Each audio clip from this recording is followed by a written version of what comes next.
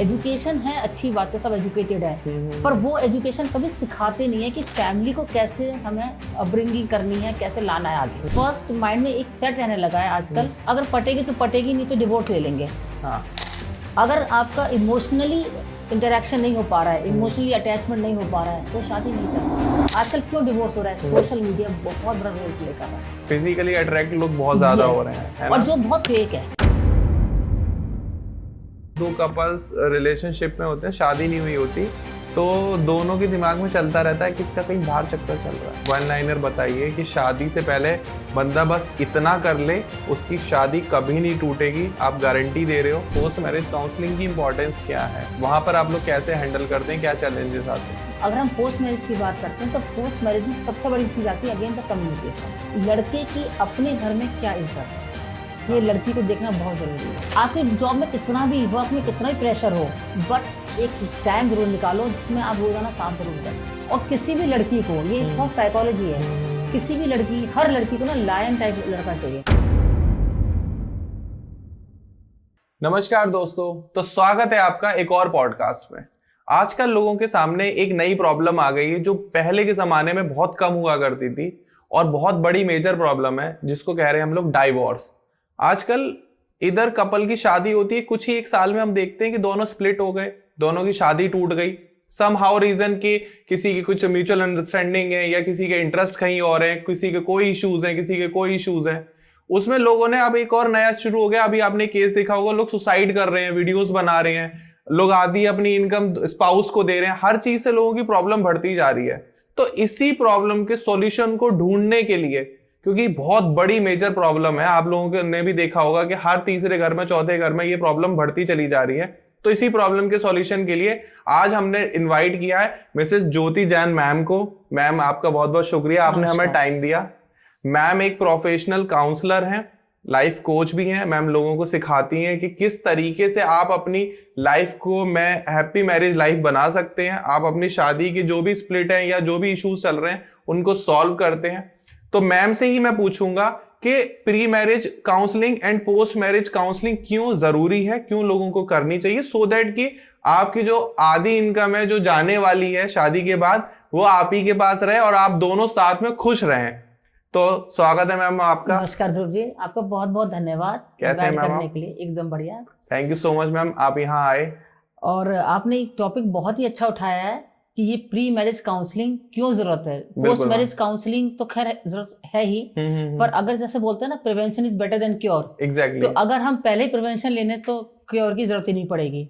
तो बिल्कुल मैम, तो मेरे बहुत सारे ऐसे व्यूअर्स हैं जो 2025 में शादी करने वाले हैं। मेरे कुछ एक फ्रेंड्स भी हैं जिनकी शादी होगी, तो मैं उन्हीं के लिए सबसे पहले यही पूछना चाहूंगा। आप, मैं बिल्कुल आई एम सो सॉरी, मैंने आपको इंटरप्ट किया, सो दैट मेरे व्यूअर्स की ना एक बार माइंड में पिक्चर क्लियर हो जाए। आप लोगों की शादी होने वाली है, मुझे पता है, आपके घर वाले आपके लिए लड़की ढूंढ रहे हैं, या जो मेरी फीमेल फ्रेंड्स हैं वो उनके लिए लड़का ढूंढा जा रहा है। तो आप दोनों को जरूरी है कि आप मैम से काउंसलिंग लें, pre marriage counselling, so that कि शादी के बाद आपके कोई इश्यूज ना हो। तो उसी के लिए मैं पूछना चाहूंगा कि ये किस तरीके से कारगर रहता है। देखिए, प्री मैरिज काउंसलिंग मेरे हिसाब से ऐसा होना चाहिए जैसे पहले होता था ना कि जन्म पत्रियां मिलवाना। हाँ जी। इस तरह से होना चाहिए कि प्री मैरिज काउंसलिंग में दो बच्चे अलग परिवेश के होते हैं, अलग तरह अपब्रिंगिंग होती है, अलग माहौल में बड़े होते हैं, और जब वो एक साथ रहने लगते हैं तो इतना आसान नहीं होता। आज एक घर के दो बहन भाई भी अगर साथ रहेंगे तो लड़ना शुरू कर देते हैं। बिल्कुल बिल्कुल। तो ये जब दो अलग घरों के दो बच्चे जब एक साथ रहते हैं तो डेफिनेटली प्रॉब्लम्स आनी है। बिल्कुल। और शादी से पहले एक नॉर्मल है कि बड़ा फेरी वर्ल्ड लगता है। हाँ, दोनों को ही। हाँ। लड़के को भी लगता है पता नहीं वाइफ आएगी तो पता नहीं कितना आराम होगा, टेबल पे खाना मिलेगा, सब कुछ होगा, रेडी रहेगा। लड़कियों को लगता है कि हस्बैंड कमा के ला रहा होगा, राजकुमार मिल रहा है हमारे को। तो उस फेरी वर्ल्ड से बाहर निकलना बहुत जरूरी होता है, because reality is very different. Exactly. Reality इतनी टफ होती है, अगर आपको सही दूसरी वर्ड में बोले हैं, इतने अप्स एंड डाउन्स होते हैं, तो आपको मेंटली इमोशनली बहुत बैलेंस होना चाहिए उस time.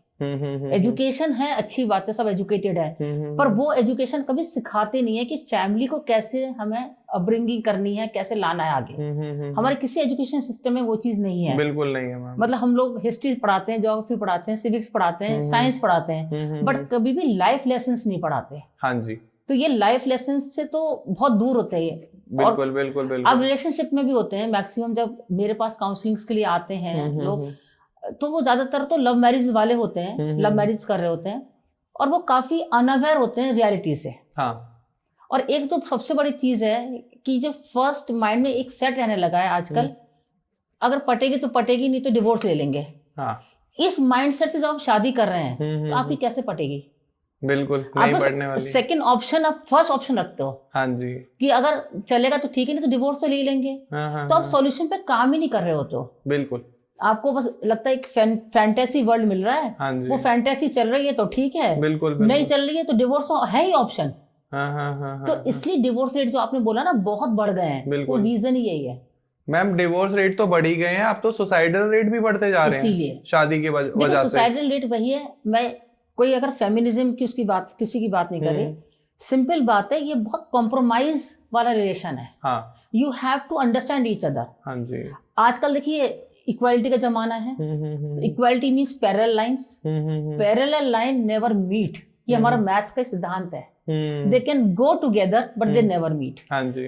To meet with each other they have to bend, and so both the parties have to bend. Okay. अगर पैरेलल चलते रहेंगे और एक ही कोई बेंड करता रहेगा तो टूट जाएगा एक लेवल पे आके। बिल्कुल बिल्कुल बिल्कुल। तो थोड़ा वो झुकेगा, थोड़ा वो झुकेगा, तभी मीटिंग पॉइंट आएगा। हाँ जी हाँ जी। तो इक्वालिटी डजंट मीन कि मैं बराबर हूँ। देखिए बराबर तो नहीं हो सकते, बिकॉज एक हमारे सोशल सिस्टम में है कि बराबर इन द सेंस कि रिस्पेक्टफुली बराबर होने चाहिए। We should respect each others emotions, each others value हमें करनी चाहिए, एक दूसरे की प्रोफेशनल अगर वैल्यूज हैं तो वी शुड अंडरस्टैंड। ये चीज समझनी पड़ेगी प्री मैरिज के टाइम पर ही। ओके। कि अगर देखिए दोनों अपने इंडिपेंडेंट हैं, जॉब करते हैं, सब करते हैं, समटाइम्स ऐसा भी होता है कि एक किसी पार्टनर का प्रमोशन मिल गया तो वो बाहर चला गया, तो लॉन्ग डिस्टेंस पे कैसे अपने आप को हैंडल करेंगे? कंप्लेनिंग मोड से कैसे बाहर निकलेंगे? कंप्लेनिंग मोड से बाहर निकलना बहुत जरूरी है। सबसे बड़ी चीज है कि एक रिश्ते की मर्यादा और कहते हैं एक दायरा होना चाहिए, मर्यादा नहीं है। अब्यूजिव लैंग्वेज यूज कर लेते हैं। देखिए तू तड़ाक से बात करने से ओके, बट उससे आगे नहीं जाना चाहिए। हाँ जी। रिस्पेक्ट होनी चाहिए एक दूसरे के लिए। बिल्कुल बिल्कुल बिल्कुल। एक दूसरे की वैल्यूज होनी चाहिए। कल क्या है, मुझे ऐसा लगता है कि शादी के बाद उनकी एक्सपेक्टेशन पहले कुछ और थी, शादी के बाद जब प्रेशर आता है तो एक्सपेक्टेशन और आ जाती हैं, साथ में फैमिली की भी प्रेशर आता है कि तेरा हस्बैंड ऐसा है, तेरी वाइफ ऐसी है, स्लैंग्स करने लगते हैं लोग आपस में, एक दूसरे को कमेंट करते हैं। फिर जो मुझे ऐसा लगता है कि बीइंग अ फीमेल, सबका अपना करियर है, तो फीमेल को ऐसा लगता है कि मेरा करियर स्पॉइल हो रहा है शादी के बाद, तो इन सबको लोग हैंडल नहीं कर पाते, उसी प्रेशर में डाइवोर्स ले लेते हैं। करेक्ट। तो देखिए डिवोर्स कोई सॉल्यूशन नहीं है पहली बात तो। बिल्कुल। एक आजकल बहुत हो गया, मैं फाइनेंशियल इंडिपेंडेंट हूँ, मैं किसी की नहीं सुनता या मैं किसी की नहीं सुनती, ऐसा नहीं होता। अगर आपको एक फैमिली चलानी है तो मैंने आपको बोला ना कि we have to bend little little. हाँ जी। एक बंदे से आप एक्सपेक्ट करोगे, कोई मेल अगर फीमेल से एक्सपेक्ट करेगा कि तुम्हें ही सब झुकना पड़ेगा, तब भी नहीं होने का। और ये है कि मेरे साथ तो लॉ है तो तुझे ही झुका के छोड़ूंगी मैं हर पॉइंट पर, तो वो भी नहीं हो सकता। तो एक लेवल पे क्या होता है, या तो डिवोर्स लेते हैं या लाइफ एंड कर देते हैं। अच्छा, तो जब आप प्री मैरिज काउंसलिंग करते हैं, स्टार्ट करते हैं, तो आप क्या कंपैटिबिलिटी पॉइंट्स चेक आउट करते हैं? आप दोनों के वर्क प्रोफेशन को भी चेक करते हैं, उनकी इनकम को भी चेक करते हैं, और साथ में दोनों की फैमिली की फाइनेंशियल कंडीशन को भी चेक करते हैं, तो उस हिसाब से आप काउंसिल करते हैं उनको। तो थोड़ा सा मुझे क्लैरिफाई करिए कि ये सब आप क्या क्या चेक पॉइंट्स देखते हैं, और कुछ ऐसे हमारे व्यूअर्स हैं जो काउंसलिंग नहीं लेना चाहते बट ये वीडियो देख के ही वो सोच रहे हैं कि हाँ चलो ठीक है, मैं अपनी ये पॉइंट चेक कर लूं, अगर हमारी कंपैटिबल बेटर है तो हम शादी कर लेते हैं। तो प्लीज ये क्लियर करिए। देखिए कंपैटिबिलिटी एक सेंस में नहीं होती। हाँ जी। अगर सपोज आप शादी के लिए जा रहे हैं, आप अपनी वुड बी वाइफ में क्या क्या देखेंगे? आपसे मैं पूछ रही हूँ। मैं अपने व्यूअर्स को बता दूं, और ऑन कैमरा भी मेरी लव मैरिज हुई है और मेरी अपनी मर्जी से शादी हुई थी। एंड मैंने कुछ नहीं देखा था, मुझे ये था कि मैंने अपनी वाइफ को देखा और मतलब तब तो मेरी वाइफ नहीं थी, और हम दोनों ने एक दूसरे को पसंद किया, और मुझे ऐसा लगा कि शी इज वेरी इमोशनल, और मुझे एक बंदा चाहिए था जो बहुत ओवर इमोशनल हो, क्योंकि मेरी बहुत सारी ऐसी बातें थी जो मैं किसी से कह नहीं पाता था, बता नहीं पाता था। यही पॉइंट वो मेरी सुनती थी। यही पॉइंट मैं बोलना चाह रही थी कि गुड लिसनर बनना पड़ता है आपको। अपनी अब छोड़ते रहोगे मैं, तो ये मैं से बाहर निकलना पड़ेगा। अगर आपका इमोशनली इंटरेक्शन नहीं हो पा रहा है, इमोशनली अटैचमेंट नहीं हो पा रहा है, तो शादी नहीं चल सकती। मनी एक अलग चीज है, मनी एक बहुत बड़ा क्राइटेरिया है, डेफिनेटली है। देखिए फाइनेंशियल अगर इंडिपेंडेंट नहीं है हस्बैंड प्रॉपरली, क्योंकि हमारा समाज ऐसा है, आप इनकम नहीं कर रहे हैं और वाइफ कर रही है तो आपको समाज जीने नहीं देगा। ट्रू, ये बहुत नेचुरल है ये चीज। आपकी वाइफ नहीं कर रही है, वर्किंग नहीं है और आप वर्किंग है तो ओके, ये एक सेकेंडरी बात है, ये पोस्ट मैरिज की बात है। पर अगर प्री मैरिज की हम बात करते हैं तो इमोशनली एक अटैचमेंट होना, एक दूसरे को समझना, एक दूसरे को की तकलीफ को तकलीफ समझना बहुत जरूरी है। कि तेरी तकलीफ तो कुछ नहीं है, मेरी तकलीफ सब कुछ है। ये चीज चाहे हस्बैंड हो या वाइफ हो। बिल्कुल। और जैसे अपने लिए एक टाइम जरूर निकालना चाहिए, एक मी टाइम वाला जो है। हाँ जी। क्योंकि मी टाइम नहीं निकलता, इतने आप बिजी हो कि क्या करूं, टाइम नहीं मिला। अरे भाई जॉब दूसरी मिल जाएगी, अगर वाइफ चली जाएगी वो दूसरी नहीं मिलेगी जल्दी से। सही बात है। तो ये चीज समझनी पड़ेगी। बिल्कुल। और ये जो आपने बोला कि आधी इनकम ले जाते हैं, वो ले जाते हैं, वो बहुत हम उस टॉपिक पे बाद में आएंगे, हम बाद में आएंगे उस चीज पर प्री मैरिज की जो बात कर रहे हैं उसमें सबसे बड़ी चीज है कि अंडरस्टैंडिंग समझ होनी चाहिए। मेरे पास जो क्लाइंट्स आते हैं, आप मानेंगे नहीं जी, उसमें 80% लव मैरिज वाले होते हैं जो डिवोर्स के लिए खड़े होते हैं सामने। 8 साल का रिलेशनशिप है और 6 महीने शादी नहीं टिक पा रही है। ऐसा होता है। रीजन की उस टाइम सब गुडी गुडी दिखाते हैं, आप थोड़ी देर के लिए मिलते हैं और अच्छा दिखा देते हैं, पर जब रियल लाइफ में उतरते हैं, रिस्पॉन्सिबिलिटीज आती है आपके पास, वो हैंडल नहीं हो पाती। एग्जैक्टली। इवन लिविंग में भी रह रहे हैं तब भी आप बहुत सारी चीजें नहीं अपनी शो करते, या आपका पार्टनर आपको देखता ही नहीं है वो चीजें, या वो चीज नेचुरल लगती है कि ठीक है ना कोई बात नहीं। पर जब ऐसा वाइफ या ऐसा हस्बैंड आप साथ रहने लगते हैं, वो चीजें खराब लगती हैं। जैसे अगर सपोज आपकी वुड बी वाइफ है, आपकी फ्रेंड्स के साथ मस्ती कर रही है, पार्टीज कर रही है, हो सकता है शादी बाद नॉर्मल लग रहा हो, शादी पहले नॉर्मल लग रहा है, पर शादी बाद इनटॉलरेबल है वो चीज। और वो ये कहती है कि तुझे तो पहले से पता था, तो अब नई क्या बात है। तो ये सारी चीजें पहले क्लेरिफाई करनी चाहिए, सारी चीजें कि भाई देखो मेरे घर का ये सिस्टम है, मेरा ये सिस्टम है, मुझे ये पसंद है, तुम्हें क्या पसंद है, और उस पसंद के साथ एक मिड पॉइंट निकालना चाहिए। सारी चीज देखिए लड़का नहीं अपनी बोल सकता मुझे ये पसंद है तो तुम्हें उस प्रेम में आना पड़ेगा, ना लड़की बोल सकती है। तो एक मिड पॉइंट आना चाहिए बीच में। बिल्कुल मैम, बिल्कुल। और उस मिड पॉइंट से लेकर शादी को आगे बढ़ाना चाहिए, नहीं तो नहीं बढ़ाए। तो मैं जितना समझ पा रहा हूँ और जितना आप लोगों को समझाना चाह रहा हूँ, मैम ने ये समझाया कि जैसे आप लड़की देखने गए और आप दोनों शादी के लिए प्रिपेयर हो रहे हो, आप तैयारी कर रहे हो कि हाँ चलो शादी करते हैं, सबसे पहले आपको अपनी एक्सपेक्टेशन चेक करनी है। आपको कैसी लड़की चाहिए? शराब पीने वाली, पार्टी करने वाली, बाहर घूमने वाली, ट्रैवल करने वाली, या ये चेकलिस्ट में आपके पॉइंट नहीं है? अगर आप अकेले में बैठ के सोचो शराब पीने वाली चाहिए या नहीं पीने वाली चाहिए। अगर आपको शराब पीने वाली नहीं चाहिए और आपको पता है कि वो शराब पीती है, तो फिर आप शादी मत करो, उस रिलेशनशिप को वहीं एंड कर दो। और क्या करो आप कि देखो मेरे साथ नहीं हो पाएगा बिकॉज मेरी फैमिली में या मुझे नहीं अच्छा लगता। बिल्कुल। एक्चुअली उस टाइम पे ना इमोशंस उस लेवल पर होते हैं, स्काई हाइट्स पे होते हैं कि बंदा हर कुछ एक्सेप्ट करने के लिए तैयार होता है। लव इज ब्लाइंड, इसलिए तो बोलते हैं। देखिए जैसे मैं अपना एग्जांपल बोलूं, मैं फैमिली में से थी कि मेरे यहाँ कोई ड्रिंक नहीं करता था, कोई स्मोक नहीं करता था। तो मुझे माइंड में यही था कि मुझे ना ऐसा कोई लड़का चाहिए जो ना ड्रिंक करता हो ना स्मोक करता हो।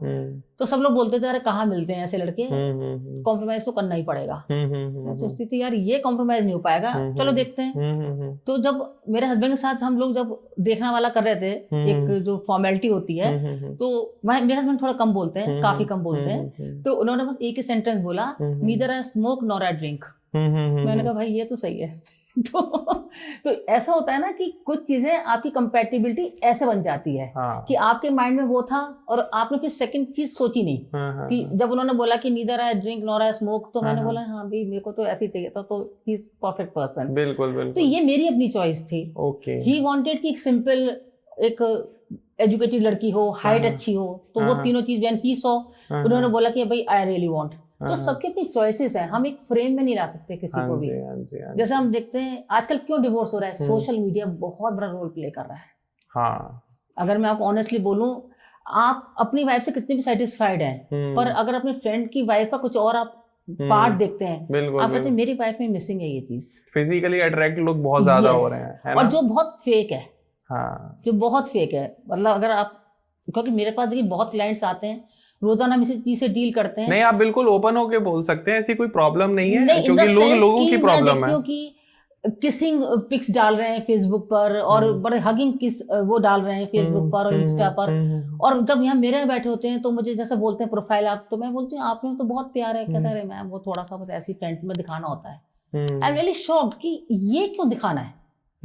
आपको दिखाना है तो सच्चाई भी कुछ मत दिखाओ, ना अच्छा दिखाओ ना बुरा दिखाओ, पर फेक क्यों दिखाना है।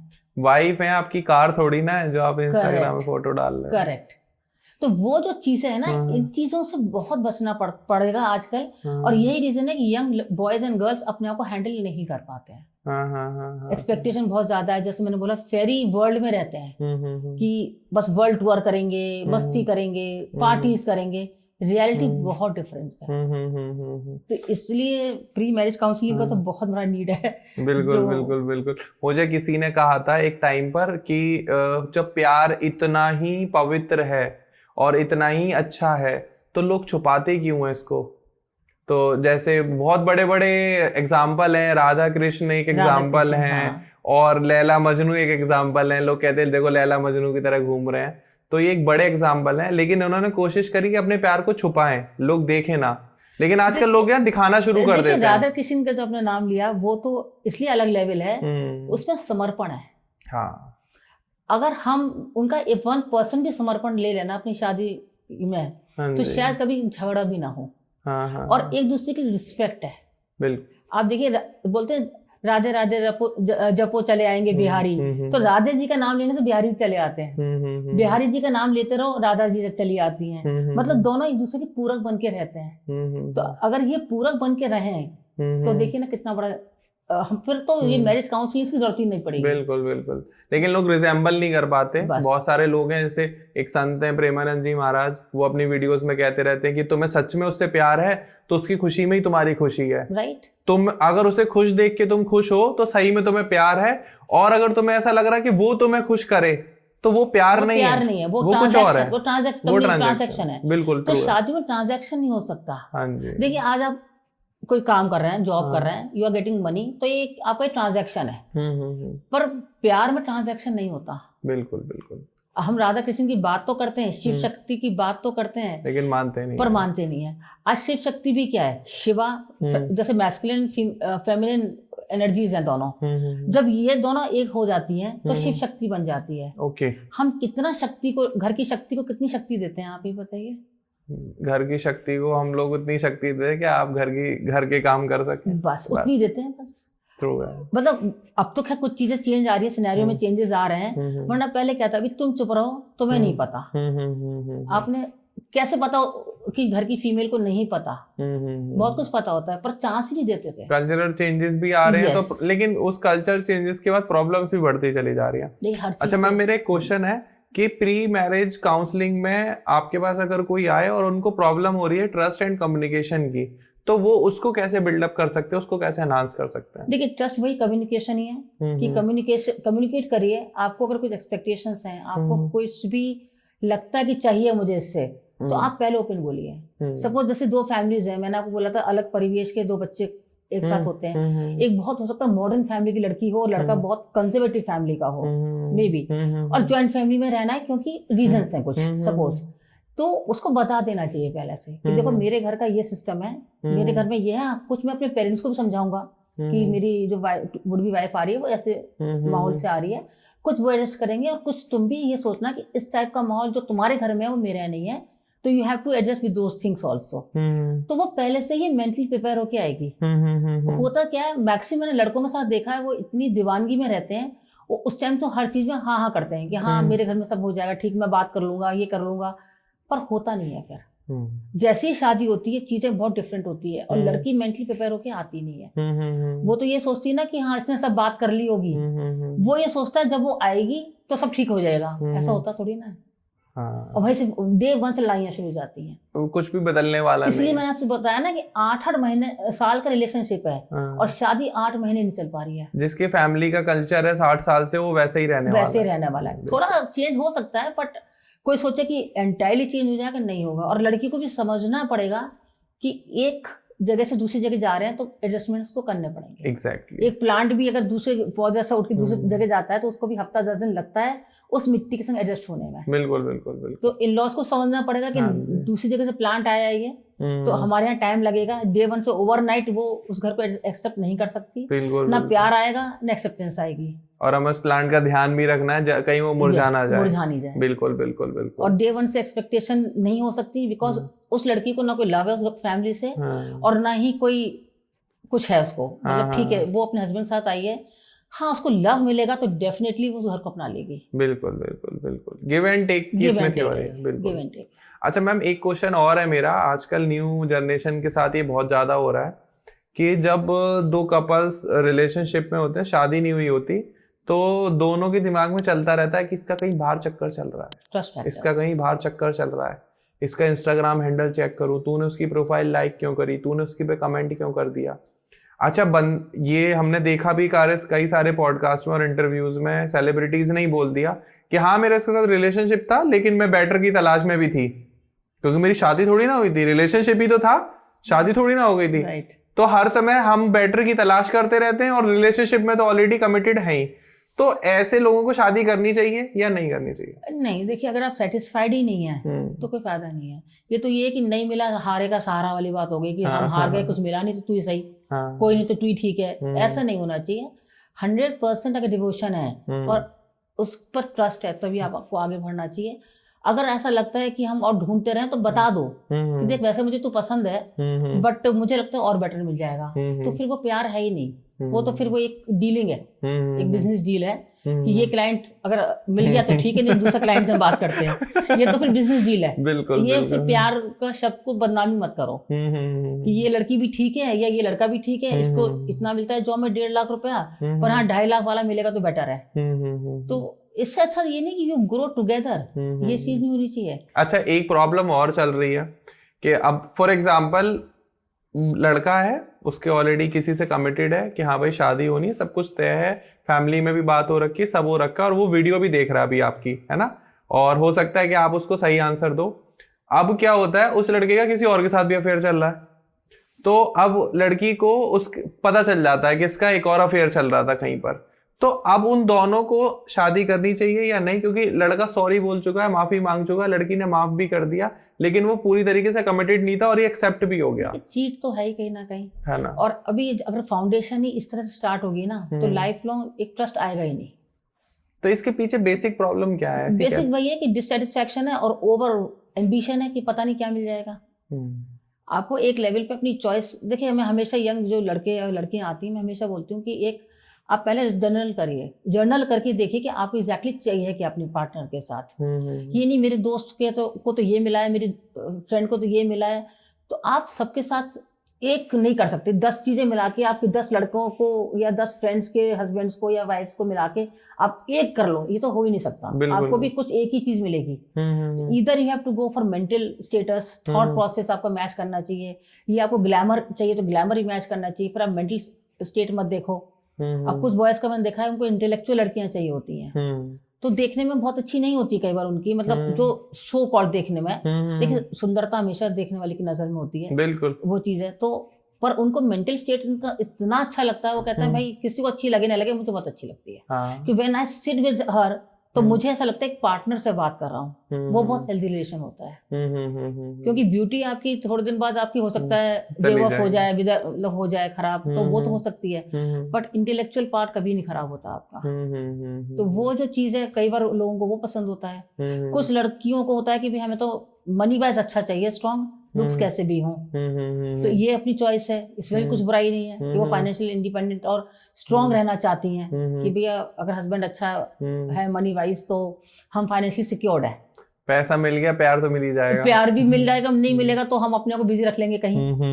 तो और प्यार का तो ये मानते हैं ना कि ये तो हमारा मिल ही जाना है, ये फॉर ग्रांटेड नहीं लेना चाहिए। वैसे हर किसी को प्यार नहीं मिलता, ऐसा नहीं है। मैंने बहुत बार देखा है कि बहुत मनी है, सब कुछ है, बट ना टाइम नहीं दे रहे एक दूसरे को, दोनों अपने को कहीं भी बिजी रख के, कुछ भी बिजी रखे अपने को, वो खालीपन को पूरा कर रहे होते हैं। ट्रू है। तो वो चीज नहीं होनी चाहिए। ट्रू है। टाइम जरूर देना चाहिए एक दूसरे को। ट्रस्ट फैक्टर, कहीं भी लग रहा है, डाउट हो रहा है, खोल के पूछो। ये नहीं इधर उधर पूछ रहे हैं लोगों से, अरे तुझे लगता है कि ऐसा कुछ है, वो अपने हिसाब से आपको आंसर देगा, पर लाइफ आपकी खराब होगी।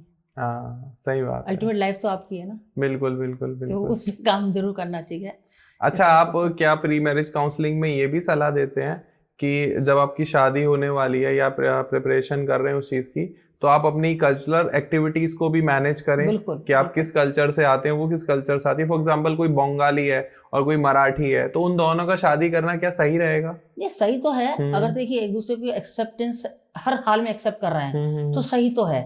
और उसमें ये कि पहले बता दो कि भाई मेरे कल्चर में ये चीजें हैं, मेरी कल्चर में ये चीज है। अभी सपोज कोई ऐसी फैमिली है जिसमें वेजिटेरियन है, प्योर वेजिटेरियन है, और जैसे हमने बंगाली बोला कि हमें फिश वगैरह सब चलता है, तो वो बहुत ओपनली बताए कि देखो ठीक है आप प्योर वेजिटेरियन हो, मैं बहुत जगहों पे नहीं लूंगी, बट मेरे कुछ ऐसे ओकेजन्स होते हैं जिसमें मेरे को फिश, हमारे यहाँ एक रिचुअल है फिश का, तो मेरे को करना ही है। तो that time the boy has to accept. अब वो हर टाइम आपके हिसाब से तो नहीं करेगी ना।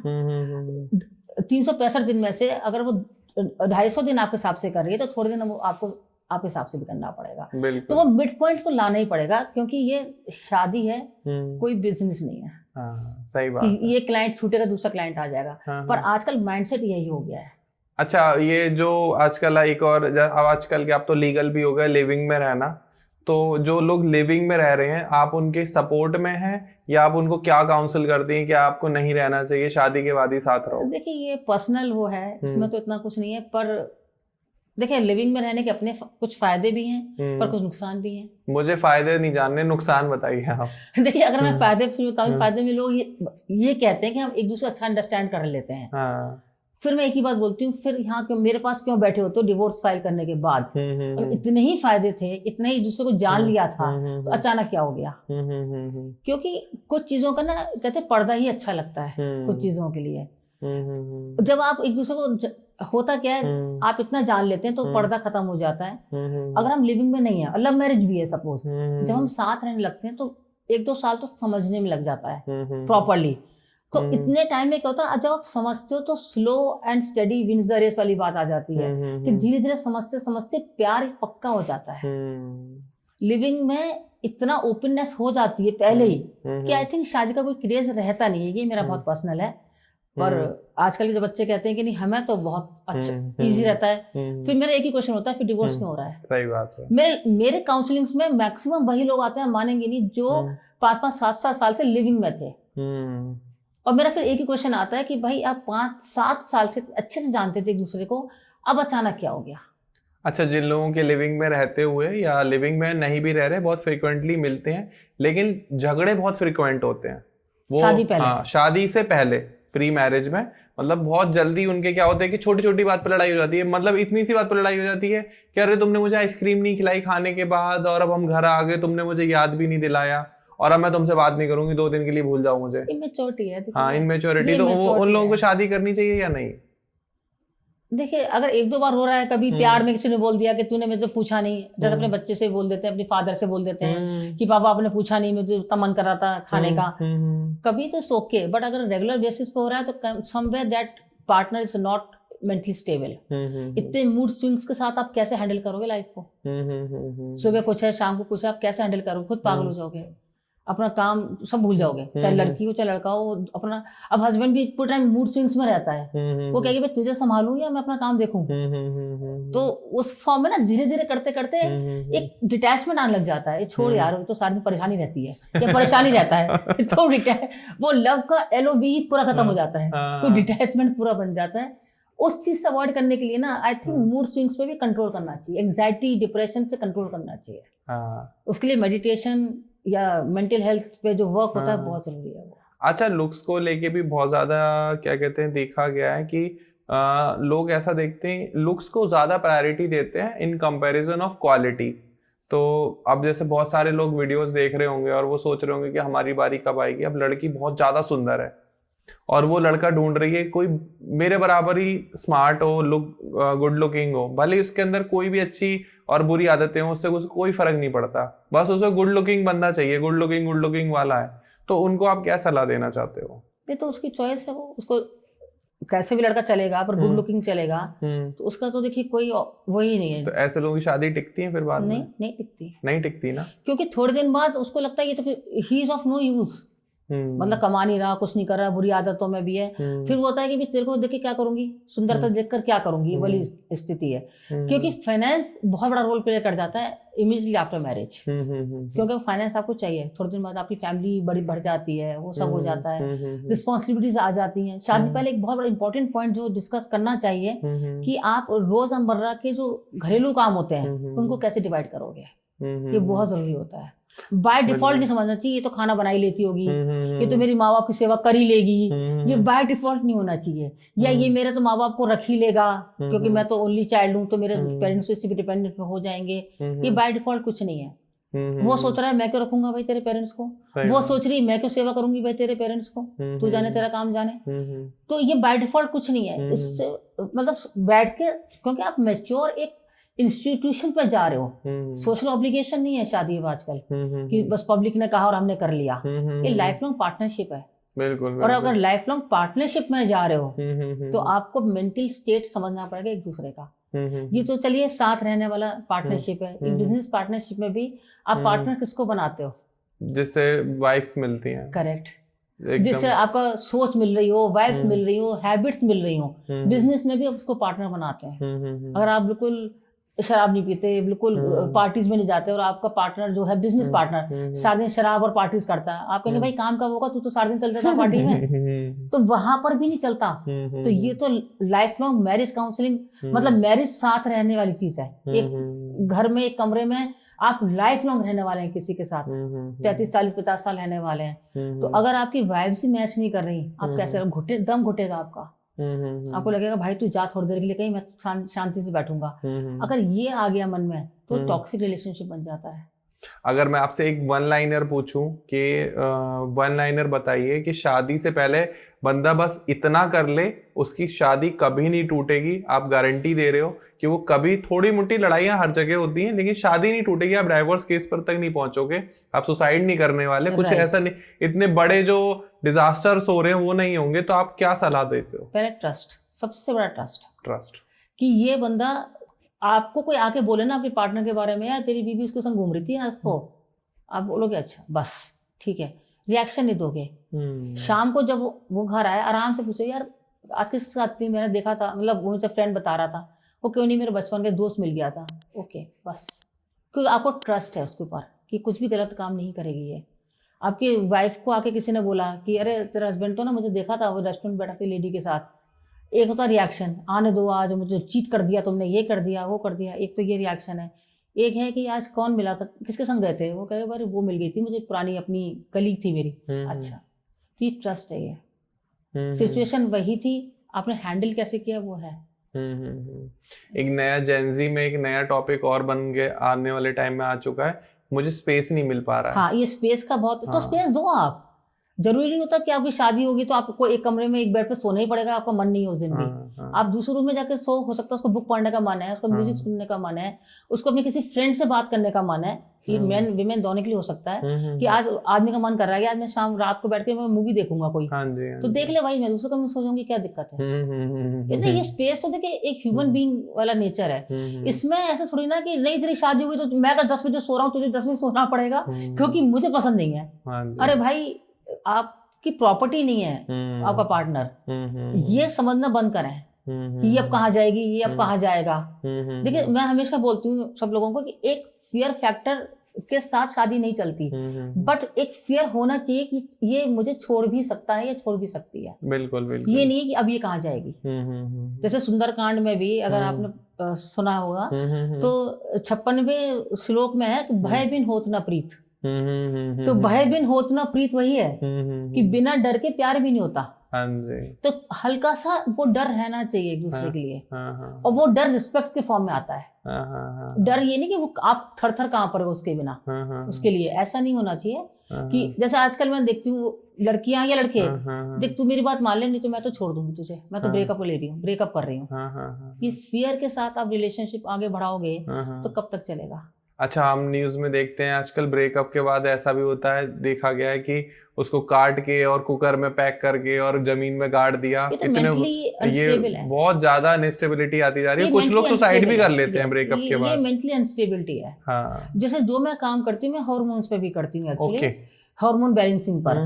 तो उसमें वही करती हूँ कि जब आप सपोज आपको गुस्सा आया अपने किसी भी पार्टनर के ऊपर, किसी के ऊपर, आप थोड़ा चिल्ला लिए, वो नॉर्मल है। तो उठा के आपने उस पर सर फोड़ दिया उसका, ईंट पत्थर उठा के बेलन चिमटा जो मिला वो डाल दिया उसके ऊपर, उससे खून निकल आया, उसको मार रहे हो, ये नॉर्मल नहीं है। इसका मतलब जो आपका हार्मोन रिलीज हुआ गुस्से वाला, वो इतना ज्यादा रिलीज हो गया कि आपकी बॉडी हैंडल नहीं कर पाई। ओके। ये बहुत बड़ा साइंस है इसके पीछे, जिस पर मेरा यूएसपी है ये। कि मैं हार्मोन बैलेंसिंग पे बहुत ज्यादा काम करती हूँ व्हाइल डूइंग वर्बल काउंसलिंग। कि वर्बल काउंसलिंग तो डेफिनेटली हेल्प करती है, थॉट प्रोसेस चेंज करती है, anger management. Yes definitely. Anger management की जो चीज है वो हार्मोन्स पर होती है। कि आपका जब हार्मोन रिलीज हुआ वो इतना तेजी से रिलीज हो गया कि आपकी बॉडी हैंडल नहीं कर पा रही है। तो वो रिएक्ट करेगी सामान फेंकने पे, या अपना सिर फोड़ने लग जाते हैं लोग, सेल्फ हार्म करने लग जाते हैं, करते लोग। और वो इसलिए करते हैं कि देख मैं, वो दिखाते हैं, फियर लाते हैं। हाँ, फियर लाते हैं कि देख आज तो, हाँ, अब वो डर जाता है। जैसे दरवाजा बंद करके बैठ जाएंगे और दूसरा पार्टनर डर रहा है अंदर से कि भाई कुछ कर ना ले, मेरे को जेल हो जाएगी, वो एक अनजाने फियर में ही वो बेचारा परेशान हो गया। ऐसे रिलेशनशिप का क्या फायदा, क्या फायदा। तो ये सब चीजें पहले से होनी चाहिए कि भाई देख मुझे ये नौटंकियां नहीं चाहिए। अगर तुम मेरे संग हैंडल कर सकती हो, मतलब मेरी चीजें संभाल सकती हो तो ठीक है। सेम लड़की की भाई इतना तुम देख सकते हो तो तुम ठीक है, otherwise it's okay, we can be just friends. दोस्तों लाइफ में इतनी ज्यादा प्रॉब्लम है, उनसे लड़ लो, पार्टनर से लड़ने की नहीं, पार्टनर से लड़के देखिए, एक तो एक दूसरे के काम की रिस्पेक्ट करनी आनी चाहिए। हाँ जी। कोई लेडी अगर टोटली हाउस वाइफ है तो ये नहीं होना चाहिए ये करती क्या है सारे दिन, बहुत काम होता है। आपके सर्वेंट्स भी होंगे ना तब भी बहुत काम होता है। तो one should respect that thing. और वही चीज वाइफ का होना चाहिए कि one should respect the husband's work. अब कोई जॉब पर गया है या बिजनेस में गया है तो वहां बैठ के ना उसको कोई फ्री में नहीं देने वाला कुछ भी। उसको मेहनत करके 50 बार सुन के लोगों से 50 तरह से बात करके ही वो घर आ रहा है। तो एक दूसरे की रिस्पेक्ट करना बहुत जरूरी है। जो बार बार पॉडकास्ट पे बात आ रही है कि कम्युनिकेशन और रिस्पेक्ट, किसी भी रीजन में ना अब्यूसिव लैंग्वेज यूज नहीं करनी चाहिए। किसी भी, चाहे कितनी सिचुएशन खराब हो, ज्यादा चुप हो जाओ। मैं तो अभी तक ये कॉन्वर्सेशन में ये समझ पाया हूँ कि एक हेल्दी रिलेशनशिप के लिए first trust and second respect. अगर आपने ये दो चीज कर ली तो शायद रिलेशनशिप में कोई प्रॉब्लम होने ही वाली नहीं होगी। और डिवोशन एंड समर्पण जो वर्ड आता है, और सेकंडली ये ऑप्शन बिल्कुल हटा दो कि मैं डिवोर्स ले लूंगा, ये ले लूंगी, until unless the things are मतलब exclusively bad। लोग कहते हैं बस दिमाग में आया समझो हो जाएगा कि whatever you think starts happening। ये हमारा ब्रेन का काम है, जो मैं ब्रेन पे आपसे बात कर रही थी। अगर आप कुछ चीज बार बार बोलते हो ना, मैं सुसाइड कर लूंगा, मैं सुसाइड कर लूंगा, एक दिन अचानक से आप जाओगे सुसाइड कर लोगे, क्योंकि ब्रेन इतना ट्रेन हो गया उस चीज के लिए। इसलिए ये बोलना भी नहीं चाहिए कि मैं ये कर लूंगा, मैं वो कर लूंगा। बिल्कुल बिल्कुल डराने के लिए बोल रहे हो आप, पर सच्चाई में हो जाती है वो चीज। मैं सुबह से बोल रहा था आपके साथ पॉडकास्ट करूंगा, आपके साथ पॉडकास्ट करूंगा, 2-3 लोगों का देखे आप आ गए। वही जो चीज है ना कि आप जो बोलते हैं, जैसे आप सुबह सुबह कर भजन सुनते हैं, सपोज अपने घर में भजन लगा रखे हैं, आप सिर्फ सुन रहे हो, अपना काम कर रहे हो, कान में जा रहा है वो भजन, थोड़ी देर बाद आपने बंद कर दिया, आप देखोगे आपके गुनगुनाने लगोगे भजन थोड़ी देर बाद। ट्रू। इसका क्या मतलब हुआ? साइंटिफिकली आप देखिए, what ever you here it goes to the brain, it thinks and come out through the mouth। तो आप जब सुनते भी हो ना किसी गलत बात, आपका नेचर भी वैसा बनता जाता है, गलत या अच्छी। तो मैम अभी तक हम प्री मैरिज के बारे में मैं आपसे क्वेश्चंस पूछ रहा था, और उनकी जिनकी शादियां नहीं हुई हैं, बट बहुत सारे ऐसे लोग हैं जिनकी शादियां हो गई हैं, पोस्ट मैरिज काउंसलिंग की इंपॉर्टेंस क्या है, वहां पर आप लोग कैसे हैंडल करते हैं, क्या चैलेंजेस आते हैं? राइट, बहुत अच्छा क्वेश्चन पूछा आपने। ये प्री मैरिज तो देखिए अभी हमारे इंडिया में इतनी नहीं, मतलब लोग जाने हैं, पर मैं पर्सनली बोलती हूँ कि जैसे जन्मपत्र दिखाते थे ना पहले जमाने में, उसी तरीके से प्री मैरिज काउंसलिंग होनी चाहिए, not only for the boys and girls but with the families also, क्योंकि इन लॉज को भी कहीं ना कुछ समझाना बहुत जरूरी हो जाता है कि वो जमाना नहीं है कि बाय डिफॉल्ट ये तो होना ही है, करना ही है, दोनों साइड को समझना चाहिए ये चीज। तो ये प्री मैरिज की बात हो गई। अगर हम पोस्ट मैरिज की बात करते हैं तो पोस्ट मैरिज में सबसे बड़ी चीज आती है अगेन द कम्युनिकेशन, कि एक दूसरे के साथ आप ओपन रहो, ठीक है, अज्यूम मत करो कुछ भी चीज, और एक रिस्पेक्ट जो बात आती है, देखिए अभी हमारे इंडिया में सिस्टम ऐसा कुछ नहीं है कि लड़का विदा होकर लड़की घर जाएगा, ऐसा कोई सिस्टम अभी शुरू नहीं हुआ, बहुत रेयर केसेस में होता है, लड़की ही आती है, और जब लड़की आती है किसी लड़के के घर में तो वो किसके फेस वैल्यू पे आती है, आप बताइए किसकी फेस वैल्यू पे आती है? मैम वैसे तो लड़के की फेस वैल्यू पे ही आती है, बट अब वो देखा जाता है कि शादी किसके बेस पे हुई है। कई बार लोग ये सोचते हैं कि हमने तो इतना दे दिया, लड़की जीवन भर खुश रहेगी। नहीं, वो अलग चीज है, पर फेस वैल्यू लड़के की, फेस तो लड़के की होती है, उसी की जिम्मेदारी है, आप ही के साथ रहने वाली है। करेक्ट।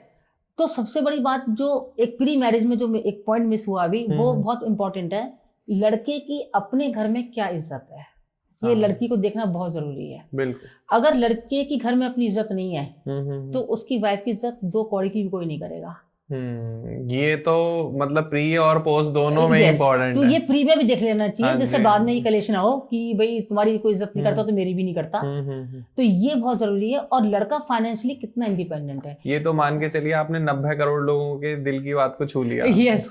देखिए जॉब्स में तो पता है लड़का 1 कमाता है, 1.5 कमाता है, 50 कमाता है, पता होता है, पर जहाँ फैमिली बिजनेसेस है वहां पर कुछ नहीं पता चलता, कि बता देते कि हमारा इतने का बिजनेस है, पर लड़के की क्या स्टैंडिंग है उस बिजनेस में। अगर लड़के की कोई स्टैंडिंग नहीं है, सपोज तो उसको 100 रुपए के लिए भी अपनी मदर फादर से पैसे मांगने पड़ेंगे कि मुझे अपनी बीवी को चाट खिलाने ले जाना है, भाई 100 रुपए दे दो। कई बार बड़े भाई की हैंड होल्डिंग होती है। यस, तो ये हैंड होल्डिंग को समझना पड़ेगा कि लड़के की क्या स्टैंडिंग है उस बिजनेस में, या जॉब में भी ये लड़का तब भी उसके घर में उसकी कितनी वॉइस की वैल्यू है।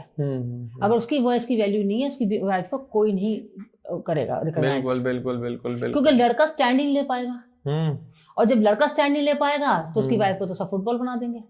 पैसा पावर लेकर आता है, ये तो सच है, लेकिन वो हर जगह ही लेकर आता है। देखिए पैसा पावर लेके आता है, लड़की कितना भी दहेज लेके आ जाए, अगर लड़के को स्टैंड लेना नहीं आता है ना, उसकी वाइफ की नहीं कदर होगी। आप ध्रुव जी अभी सोच लीजिए अपनी फैमिली सराउंडिंग्स में भी अगर लड़के की वैल्यू नहीं है घर में, तो लड़की की वैल्यू नहीं होगी। मैं तो आप ये मान के चलिए, आप हर बात जो बोल रहे हैं ना वो खुद से कनेक्ट कर रहा हूँ, खुद से रिजेंबल करता जा रहा हूँ। मेरा दिमाग 2 तरीके से चल रहा है। एक तो मैं सोच रहा हूँ मेरे साथ क्या क्या हो रहा है, क्या अच्छा मेरे साथ ऐसे ऐसे हो रहा है, और साथ में मैं उन लोगों के बारे में भी सोचता जा रहा हूँ जो मेरे फ्रेंड्स और फैमिली फ्रेंड्स हैं, कि वो उन लोगों के साथ क्या क्या घटित हो रहा है। और भाई आप लोग वीडियोस भी देख रहे हो सकता है आपको मजा भी आ रहा हो। तो और अभी तो एंड में कुछ ऐसी बातें निकल कर आएंगी जो लोगों का मतलब दिमाग एकदम हिल जाएगा कि क्या बोल दिया मैम आपने। देखिए लोग कहते हैं सास बहू के रिलेशन में लड़के को नहीं बोलना चाहिए। हाँ जी, मैंने हमेशा सुना है। बिल्कुल। मैं कहती हूँ नहीं बोलना चाहिए, क्योंकि पेरेंट्स भी रिस्पेक्टेबल है और वाइफ भी लविंग है, बट दोनों को अलग अलग लेवल पर समझा जरूर देना चाहिए। हाँ। देखिए अगर सपोज अभी लड़ाई सामने हो रही है और लड़का सामने खड़ा है, तो उस टाइम ये नहीं मम्मी की वो बेइज्जती करे या फादर की वो बेइज्जती करे, नहीं, मैं कभी नहीं रिकमेंड करूंगी, क्योंकि वो after all they are parents. But wife को भी लगना चाहिए कि he is a shield for me. अगर वाइफ को ही लगेगा भाई ये तो बिल्कुल खुले मैदान में छोड़ देता है मेरे को, मतलब अकेला, तो उसके अंदर इनसिक्योरिटी आ जाएगी चीजों को लेकर, अपनी जैसे बोलते हैं ना अपनी बिलीफ को लेकर, उस हस्बैंड को लेकर, उसको लगेगा ये तो मुझे डिफेंड ही नहीं कर पाता। तो मदर को अलग से आके बोले कि मम्मी देखो उस टाइम मैंने बोला नहीं था, पर यहाँ पॉइंट पे आप गलत हो रहे थे, so that next time she will take care of that.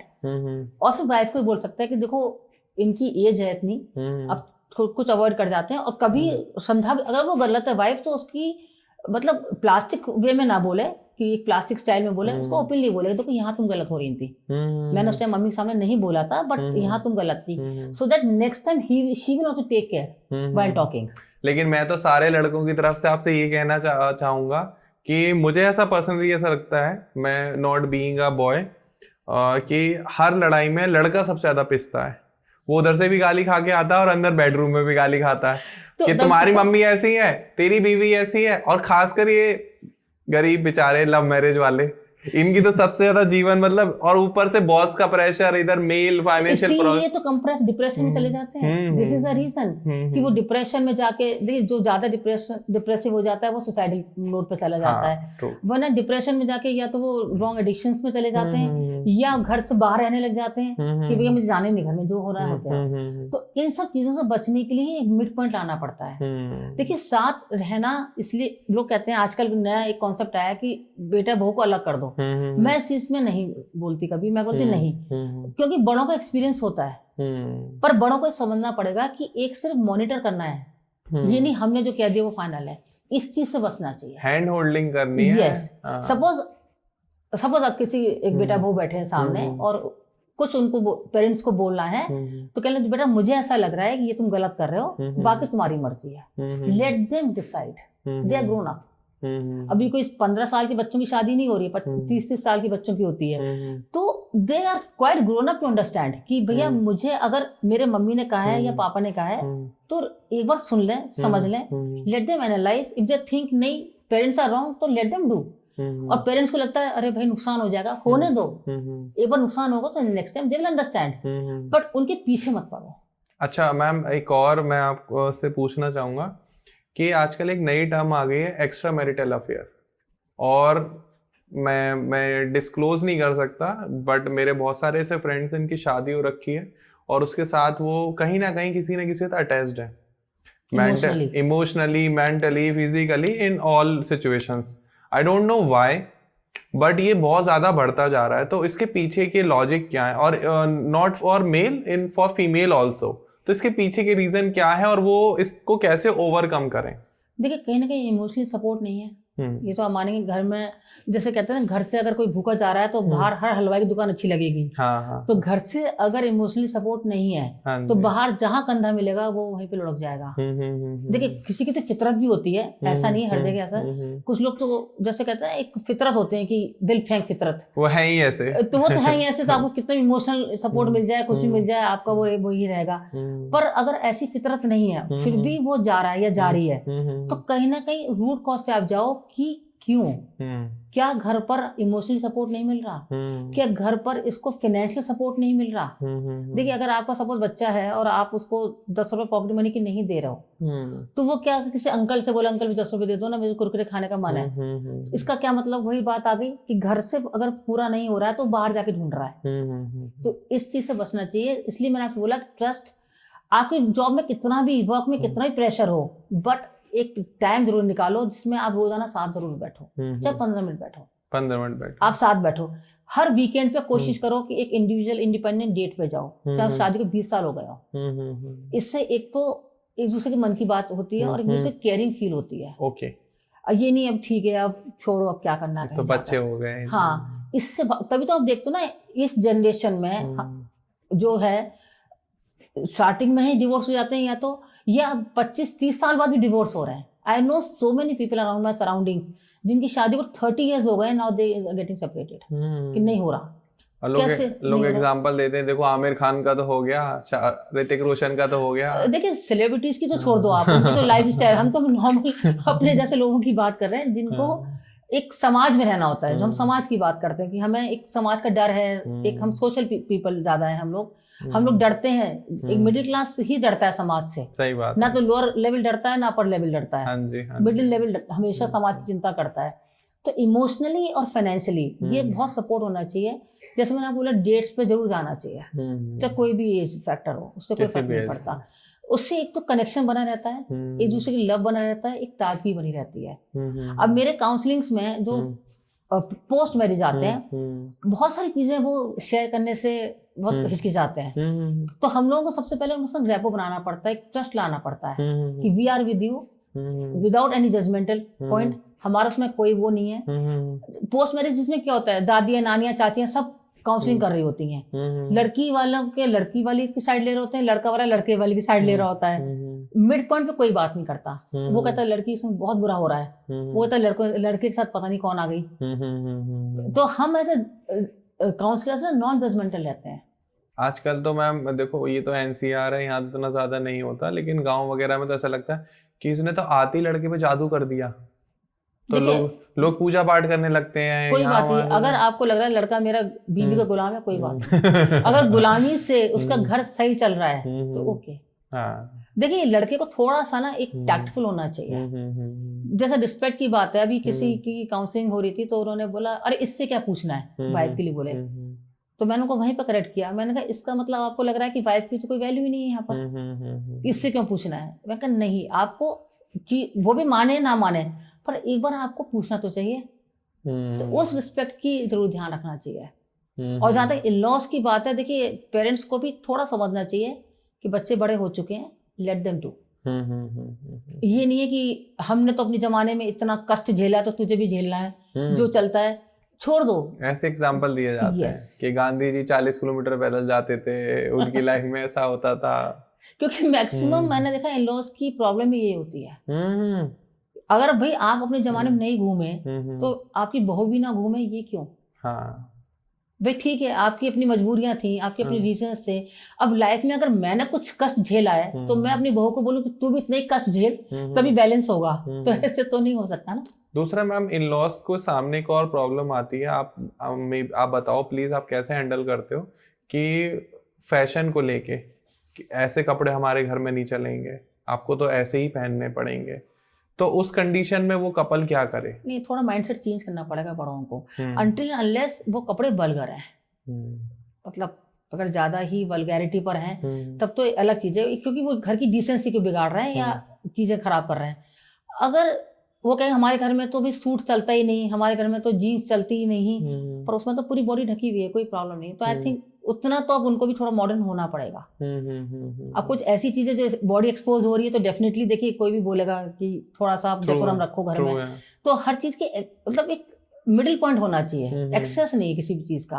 या तो बिल्कुल सिर ढक के साड़ी में काम करो, या बिल्कुल हम तो न्यूडिटी पे काम करेंगे, तो वो न्यूडिटी भी नहीं होनी चाहिए और उस लेवल पे भी नहीं होना चाहिए। तो थोड़ा दोनों साइड के थोड़े थोड़े ना, मैंने कहा थोड़ा इधर से थोड़ा इधर से बेंड होना ही पड़ेगा, तभी आप साथ रह सकते हो।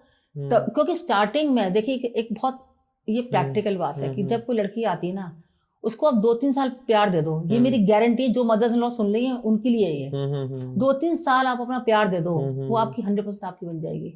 ये बिल्कुल आपने एक रेमेडी की तरह बता दी, जो एस्ट्रोलजर्स बताते हैं। ये रेमेडी है कि अगर आप 2-3 साल उसको अपना पूरा प्यार दे दो और उसको ये बोल कि बेटा तेरा अपना घर है, तुझे जो बनाना है, जो खाना है, जो करना है। देखिए जैसे नॉनवेज की मैंने बात बोली, उस चीज को तो पहले क्लियर है वो चीज तो। बाकी आज सपोज ये नहीं कि अगर मेरे घर में तो 2 टाइम रोटी बनती है तो तुझे 2 टाइम रोटी ही खानी पड़ेगी, तेरा मन है वेस्टर्न कुछ खाने का तो बना ले। उसको एक बार ये फील हो जाए कि मेरा अपना घर है, then you see the wonders, मतलब आप अपनी बेटी को भूल जाओगे। ये हालत हो जाती है, लड़की इतनी अपनी बन जाती है, पर उतना पेशेंस चाहिए आपको 2-3 साल का। बिल्कुल आने के साथ उसको बिल्कुल चाबी कस दो कि भाई तुझे तो मेरे साथ चलना पड़ेगा, तूने मेरे लड़के में जादू कर दिया और ये हो गया। तो ये फालतू वाले जो है ना, फिर नहीं कोई झेलता। ऐसा जमाना चेंज है, लड़कियां फाइनेंशियल इंडिपेंडेंट हैं, फिर वो कहती है भाई तू अपने घर में खुश रहे, मुझे जीने दे शांति से। ये भी एक डिवोर्स का बहुत बड़ा कारण बन जाता है। बिल्कुल बिल्कुल बिल्कुल। हम लड़के को बदनाम करते हैं या लड़की को करते हैं, पर शायद दोनों जगह से ही अंडरस्टैंडिंग की कमी आती है। और इन लॉज की जो आजकल बहुत सारे काउंसलर बोल रहे हैं, मैं सुनती हूँ उन लोगों की बातें कि अलग कर देना चाहिए बेटा बहू को, मैं इसके अगेंस्ट हूँ। क्योंकि बच्चे नए हैं, दे नीड मॉनिटरिंग, वो गलतियां करेंगे बिल्कुल। और जब आप एक ग्रुप में रह रहे हो, घर में रह रहे हो, तो कभी कोई लड़ाई हो रही है ना तो शर्मा शुरू में भी चुप हो जाते हैं। एक जो मैं हमेशा पोस्ट मैरिज काउंसलिंग में एक सजेशन देती हूँ, वो आपके ऑडियंस भी कर सकते हैं। आपके हस्बैंड लड़ाई हुई हस्बैंड से या वाइफ से, 24 घंटे का टाइम दे दो, क्या कल लड़ूंगी इससे, तो 24 घंटे बाद आपको रियलाइज होगा इस चीज की कोई वैल्यू नहीं थी लड़ने की। बिल्कुल ऐसा होता है। सिर्फ 24 घंटे का, आज सुबह लड़ाई हुई है, बोले कल सुबह उठेगा ना तब से लड़ूंगी इस बात को लेकर, आज जरा शांति रखती है सिर्फ। और 24 घंटे नहीं तो 12 घंटे, कि सुबह लड़ाई हुई है तो शाम को जो ऑफिस से आएगी ना तब लड़ूंगा इससे। 12 भी ज्यादा, आप तो 6 ही दे दो, मतलब वो चली जाएगी ना जॉब में, तो 12 घंटे बाद ही आपको मिलेगी। तो बस दोनों पार्टनर्स ना उतना टाइम दे दें कि उसी टाइम रिएक्ट करने की बजाय 12 घंटे का टाइम दे दें, देन यू सी 90% लड़ाई होगी ही नहीं। क्यों आपको लगेगा अरे कोई वैलिडेशन ही नहीं है इस चीज का, तो छोड़ दो यार, क्या फर्क पड़ रहा है। आपको खुद दिखाई देगा कि इस चीज की कोई मतलब नहीं था। बिल्कुल। तो मैम आपसे बात करते करते टाइम का पता ही नहीं चल रहा कि टाइम कहाँ जा रहा है और क्वेश्चंस तो हजारों हैं क्योंकि एक छोटी सी लाइफ है लेकिन प्रॉब्लम कई लाख हैं, बहुत सारी। तो उसमें से ही एक मेन प्रॉब्लम ये भी आती है क्या, जैसे दोनों हस्बैंड वाइफ हैं, साथ रह रहे हैं, बट हस्बैंड क्या थोड़ा सा क्या कहते हैं डोमिनेट नहीं कर पा रहा अपनी फैमिली में, अपनी वाइफ के लिए स्टैंड नहीं ले पा रहा। वाइफ को किसी ने कुछ भी राह चलते बोल दिया और वो बेचारा एक्सेप्ट करके चुपचाप आके सो जाता है और वाइफ को शील्ड भी नहीं कर पाता। तो आप उनको किस तरीके से काउंसिल करते हैं? देखिए, डोमिनेट ना करे वो फर्क नहीं पड़ता। अच्छा। फैमिली को डोमिनेट करने की जरूरत भी नहीं है, बट हाँ वाइफ के लिए स्टैंड जरूर होना चाहिए। जब मैंने स्टार्टिंग में कहा था कि कोई भी लड़की बॉय की शक्ल पर ही शादी होती है, बिल्कुल। और देखिए, लव मैरिज हो या अरेंज मैरिज, अल्टीमेट जब वो उसकी फैमिली को एक्सेप्ट कर रही है तो उसकी फैमिली में रह रही है। क्योंकि हमारी इंडिया में बॉय टू गर्ल शादी नहीं हो रही है, गर्ल टू बॉय नहीं होती, फैमिली टू फैमिली होती है। तो एक्सेप्टेंस पूरी फैमिली के साथ होती है। और अगर ऐसा हो रहा है कि जो लड़के की फैमिली है, क्योंकि वो ससुराल में ही लड़की रह रही है, चाहे दूर भी रह रहे हैं बाय चांस, पर कभी कभी मिल रहे हैं, लाइक लॉज हैं, सिस्टर्स इन लॉज हैं, ब्रदर लॉ हैं, जो भी हैं, और उस लड़की को इग्नोर कर रहे हैं या उसकी इतना रिकॉग्नाइज नहीं कर रहे हैं या उससे मिसबिहेव कर रहे हैं, हाँ जी, और लड़का कुछ भी नहीं कह रहा, और वो सपोज ये कह रही है कि देखो आपकी मदर ने ऐसे बोला या आपकी सिस्टर ने ऐसे बोला या आपके ब्रदर ने मुझसे ऐसे मिसबिहेव किया, और वो कह रहा है ठीक है चुप हो जा, तो वो ये कहीं ना कहीं उनका रिलेशन खराब कर रहा है, लेट गो करते रहते हैं, क्योंकि वो लेट गो नहीं है, वो उसको समझ में आ जाता है कि ये लड़का में दम नहीं है, मतलब ये लड़के में अपना सेल्फ एस्टीम नहीं है। और किसी भी लड़की को, ये बहुत साइकोलॉजी है, किसी भी लड़की, हर लड़की को ना लायन टाइप लड़का चाहिए, वो नहीं चाहिए बिल्कुल कि मीक क्वाइट वैसा वाला नहीं चाहिए, एक डिसेंट चाहिए। वरना घर के अंदर आप कहते हैं ना, घर के अंदर आप डिसेंट रहो, बाहर धारने वाला चाहिए, वो होता है रियल मर्द वाली बात, कि बाहर जब जाए लड़की तो एक साथ में शील्ड चाह रहा है, एक कवच है साथ में उसके, कि ये मेरे साथ है तो मुझे कुछ चिंता नहीं है, मेरे को कोई कुछ नहीं बोल सकता, चाहे घर वाला चाहे बाहर वाला। ये ट्रस्ट फैक्टर उस लड़की के अंदर आना चाहिए। जब तक ये नहीं आएगा वो इनसिक्योर फील करेगी और उसमें चिड़चिड़ाती रहती है वो लड़की हमेशा, और इस बात को लेकर लड़ाई होती रहती है, जिसमें उन दोनों रिलेशन खराब होता है। अल्टीमेटली आपने देखा भी होगा अपने सराउंडिंग्स में भी कि वो लड़का कुछ नहीं कह रहा है तो वो घर आके झगड़ा होना शुरू हो गया, बिल्कुल, और वो फिर भी क्वाइट है, तो वो कहती है कि अब मुझे तेरे साथ रहना ही नहीं है, कि जब तू कभी स्टैंड नहीं ले सकता। अच्छा, फिर अगर लड़की ने कभी कोई गलत बोल दिया तो वो उस पर बोलता है कि तुमने मेरी मदर से ऐसे क्यों बोला, मेरी सिस्टर से ऐसे क्यों बोला, फिर डबल लड़ाई हो जाती है कि अब तेरा मुंह क्यों खुल रहा है, उस दिन कहाँ चले गया था। तो ये है छोटी बातें हैं जो शायद लड़कों को समझ में नहीं आती, इसीलिए प्री मैरिज बहुत जरूरी हो जाती है काउंसलिंग। यही से बात घूम के आती है कि प्री मैरिज पे इस तरह से मेंटली प्रिपेयर करना पड़ता है लड़के को भी लड़की को भी, कि आपको ये समझना पड़ेगा। अभी आजकल लोग कहते हैं कि लड़की की माँ बहुत इंटरफेयर करती हैं, ये बहुत कॉमन बात शुरू हुई है। बिल्कुल बिल्कुल। देखिए, इंटरफेयर कोई नहीं करता, कौन अपने बच्चे घर बिगाड़ना चाहेगा, आप ही बताओ। सही बात। ना लड़के के पेरेंट्स ना लड़की, इवन लड़के की मदर भी नहीं चाहती घर बिगड़े, पर एक इनसिक्योरिटी होती है उसके अंदर कि मेरा लड़का मुझे छोड़ के ना चला जाए, तो वो क्या चाहती है, उतना दबा के रखूं कि इसकी हिम्मत ना हो मेरे सामने बोलने की। एग्जैक्टली। और साइकोलॉजिकल उल्टा हो जाता है, जितना आप किसी को दबाओगे वो उतने रिटेलिएट करता है। हाँ, ट्रू, वो उतने रिटेलिएट करता है। तो यहाँ से कहानी शुरू होती है। अगर एक बार ओपन छोड़ दो ना आप, लड़के को भी लड़की को भी, कभी भी लड़ाइयाँ नहीं होंगी। वो रील्स भी वायरल होती है ना कि लड़की क्या करती है, हर बात अपने माँ बाप को बताती है, हर बात वो कि आज ये हुआ, आज वो नहीं होना चाहिए। वो लड़के को भी नहीं बतानी चाहिए हर बात, लड़की को भी नहीं बतानी चाहिए, क्योंकि अल्टीमेट उन दोनों को साथ रहना है। जो चीज हो सकता है आपको सही लग रही है, आपकी मदर को इतनी अच्छी नहीं लग रही है। अगर आपने बोला कि मम्मी आज मैंने ना बर्तन साफ करा है वाइफ के साथ, आपकी मदर को हो सकता है उतनी अच्छी ना लगे, तूने क्यों करा है, वो कर लेती है अपने आप, ये सेंटेंस आ सकता था। पर आपको पता है कि भाई वो अकेली कितना करेगी, ये आपका कंसर्न था, तो उस तरीके से आप कर रहे हो। अब फाइनेंशियली अगर घर में लड़की हेल्प कर रही है, हो सकता है लड़की की मदर बोले तू इतना मत करा कर, वो अपने आप कर लेगा, तू अपना पैसा बचा के चल। हो सकता है मदरली पार्ट में वो कंसर्न है, वो गलत सलाह नहीं दे रही है, बट लड़की को पता है ना हमें संग ग्रो करना है, हमारे को we want to be rich together, वो सिचुएशन लेनी चाहिए। मैं हमेशा बोलती हूँ रिच पर्सन से शादी हो जाए गुड, नहीं तो बिकम रिच टुगेदर। हाँ, ट्रू। साथ में काम करो, साथ में एक अलाइनमेंट रखो, साथ में एक कॉर्पोरेट एक आना चाहिए दोनों के अंदर कि we both are one. We both are one. आपके रिलेटिव्स उसके रिलेटिव्स, उसके रिलेटिव्स आपके रिलेटिव्स। कितने काउंसलिंग में होता है कि भी मेरे घर वाले आते हैं, मुंह सड़ाती रहती है। कितने लड़के मुझे बोलते हैं आके, वो कहते हैं मुझे पसंद नहीं आते, मुझसे बदतमीजी करते हैं आके। तो उनसे एक ही क्वेश्चन आता है कि आपने कभी अपनाया उन्हें? इवन लड़का भी यही करता है कि उसके अगर इन-लॉज आते हैं तो बात भी नहीं करेगा, अपने काम में लगा रहेगा। तो ऐसा नहीं होता ना। Your both relative should be both relative, कि आपके रिलेटिव्स भी मेरे हैं, मेरे भी आपके हैं। ये दोनों साइड होना चाहिए। लड़के को भी लगना चाहिए अगर उसके इन-लॉज आए या उसके कोई आए वाइफ के रिलेटिव्स, तो उतनी ही रिस्पेक्ट दो जितनी की अपनों को देते हो आप। तब आप देखो क्या स्वर्ग बनेगा घर आपका। मुझे तो मतलब ये मान के चलिए इस पॉडकास्ट में कहीं भी ऐसा नहीं लगा कि आप सिर्फ फीमेल की तरफ से पार्ट ले रहे हो, लड़कों की प्रॉब्लम्स को रिकॉग्नाइज नहीं कर रहे हो, उनकी बात नहीं कह रहे हो। और ये आपने बिल्कुल सही कहा, दोनों के रिलेटिव्स को, दोनों आपस में एक दूसरे को इज्जत देनी चाहिए, ट्रस्ट करना चाहिए। और जैसे आपने बताया लड़का स्टैंड नहीं ले पाता, ये बहुत कॉमन प्रॉब्लम है। और आई होप आप ये वीडियो देख रहे हो, और हो सकता है ये मेरे साथ भी प्रॉब्लम हो, और मतलब मेरी फ्री में मैरिज काउंसलिंग की एक काउंसलिंग हो गई इस पॉडकास्ट के थ्रू।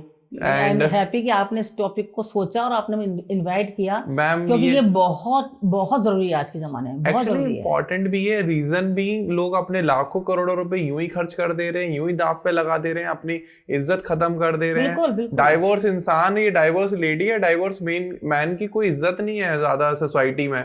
और है भी इज्जत, चलो ठीक है, आप सोचोगे कि मैं शहर चेंज कर दूंगी, ऑफिस चेंज कर दूंगी, वो बच्चे अगर हो जाते हैं तो उनका फ्यूचर खत्म है। क्योंकि देखिए जैसे मैंने बोला ना कि ये रोल डिवाइड हो जाना चाहिए, इन द सेंस म्यूचुअली, कि भाई ये नहीं कि ये सिर्फ मदर के रोल है बच्चों का ब्रिंगिंग करने का। आप ये देखिए, अगर सपोज आपकी बेटी है और वो शुरू से देख रही है कि फादर मेरे कुछ नहीं करते घर पे आके, और सिर्फ मदर करती है, और मदर के कष्ट को वो देख रही है, तो उसके मन में मैन के लिए कितना नेगेटिव थॉट्स आएंगे। जब उसकी शादी होगी तो वो अपने हस्बैंड को एक बड़ा क्वेश्चन मार्क्स देखेगी कि ये वो कैरेक्टर्स हैं जो परेशान करते हैं फीमेल को। वो उस तरह बड़ी होगी। बेटा होगा तो वो देखेगा कि हमें तो विमेन की हेल्प ही नहीं करनी, क्योंकि मैंने तो फादर को भी देखा ही नहीं हेल्प करते हुए। वो नेगेटिव इम्पैक्ट बन जाता है। ये नेगेटिव इम्पैक्ट है, ट्रू है। क्योंकि आप लोग तो नॉर्मली लड़ रहे हो, पर बच्चे जो देख रहे हैं ना, वो उसी माइंडसेट से बड़े हो रहे हैं।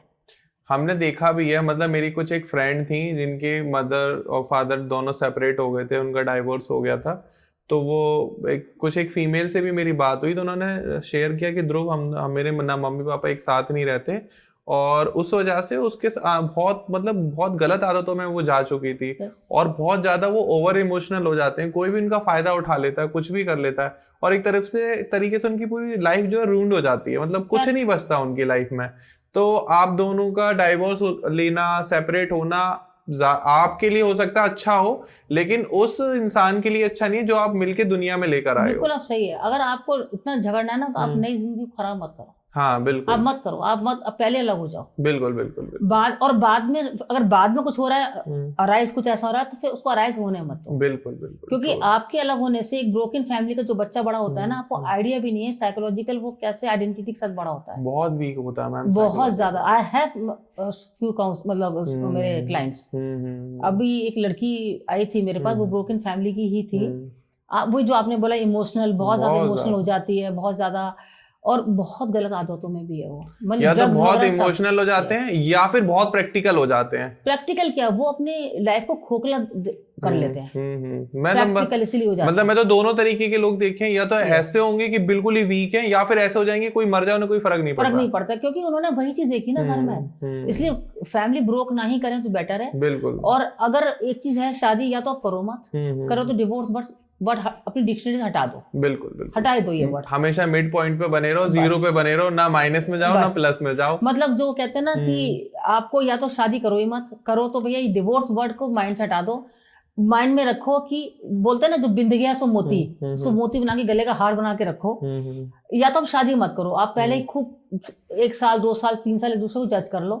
और अगर उसके बाद आपको लगता है we can go forward for the marriage, कि ऐसी चीजें से अप्स एंड डाउन्स भी आएंगे, लाइफ स्मूथ नहीं होने वाली है, खूब ऊंचे नीचे पहाड़ आने वाले हैं, तो उस तरीके से करो।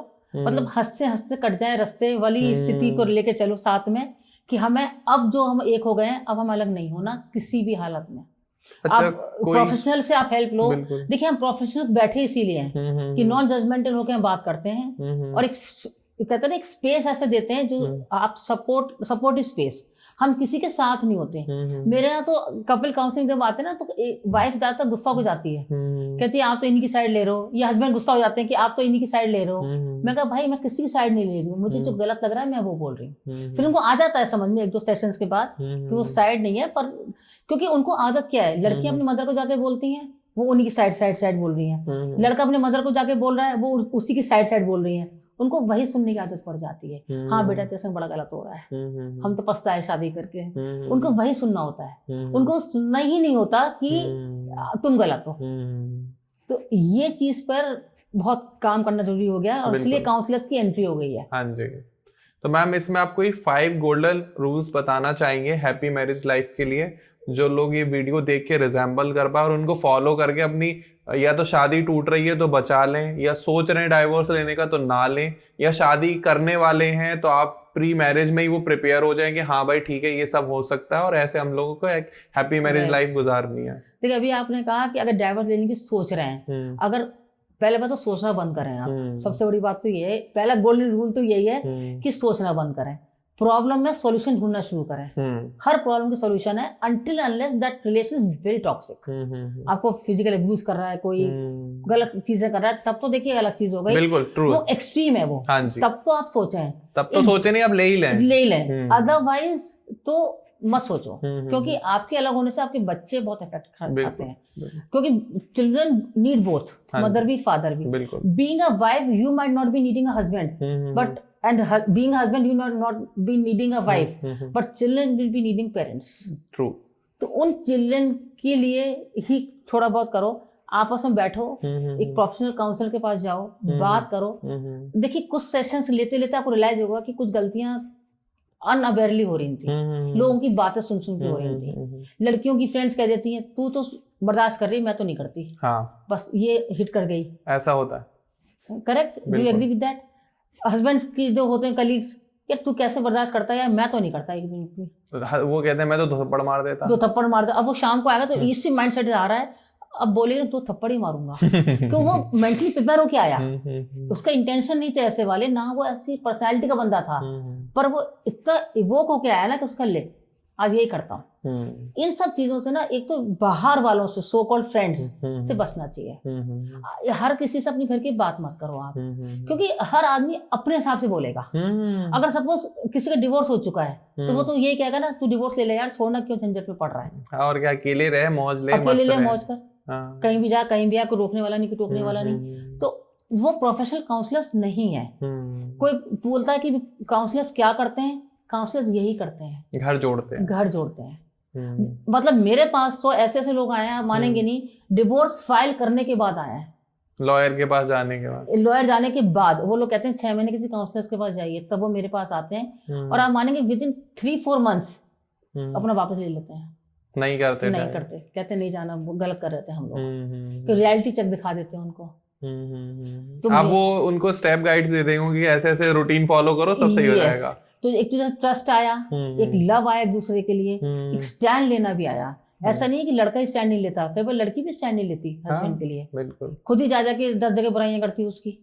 तो उस चीज से भी बचना चाहिए कि 4 लेडीज बैठी, अरे मेरा हस्बैंड भी ऐसा, तो वो भी बोले कि हाँ मेरा भी ऐसा ही है, बैग बेचेंगे कि मैं क्यों पीछे रह जाऊं। और उनको ये समझ में नहीं आता कि ये वाइब्स ट्रांसफर होती है। अगर साइंटिफिकली देखें तो अगर मैं आपके बारे में बार बार गलत बोल रही हूँ तो वो वाइब्स आप तक पहुंचेंगी, और वैसे ही हो जाएंगे आप वैसे हो जाएंगे, क्योंकि ये वाइब्स ट्रांसफर होती हैं। बोलना ही छोड़ दो, वैसा बस बोलो नहीं है ठीक है अच्छा है, या तो आपके पास ऑप्शन है, नहीं है तो उसी को ठीक करो फिर। जैसे पुराने लोग बोलते थे ना तो को कोई और, ना मो को कोई ठौर, कि ना तेरे लिए कोई और है, ना मेरे लिए कोई जगह है कोई दूसरी।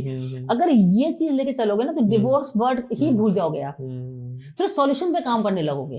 घर के अंदर लड़ाई भी कर लो, प्यार भी कर लो, सॉल्यूशन भी दे दो, और कभी ये मत कहो कि भाई मेरे को ये चाहिए, हमको ये चाहिए, क्योंकि ये हम वाली सिचुएशन है ना। आपको अच्छा घर चाहिए, अच्छे बच्चों की एजुकेशन चाहिए, आपको जो चाहिए हमको चाहिए ना, क्योंकि ये नहीं कि बच्चा मेरा अगर अच्छे स्कूल में पढ़ रहा है और हस्बैंड या वाइफ इतना अफोर्ड नहीं कर पा रहे हैं, उस पर हल्ला मच रहा है, ऐसा नहीं होता।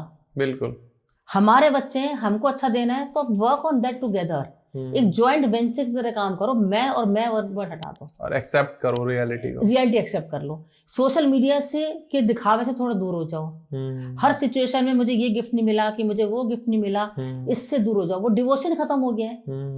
अगर मैं आपको एक एग्जांपल दूं, करवा चौथ का व्रत आता है, कितनी नौटंकी होती है, बहुत ज्यादा हस्बैंड की जान निकल जाती है, मैं आपको सही बता रही हूँ। मतलब वो जो एक लव था ना, एक डेडिकेशन था, उस मजबूरी बन जाती है। वो कहता भाई तू मत कर, शांति रख।